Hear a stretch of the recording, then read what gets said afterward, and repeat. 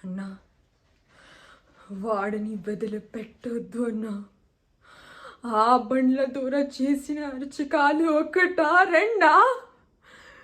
ఎంతమంది ఆడపిల్లల్ని మానభంగం చేసి అడ్డు వచ్చిన వాళ్ళని నరిగి బావిలు పడేశారు. వాడు ఒక మానవ మృగం అన్నా, మానవ మృగం.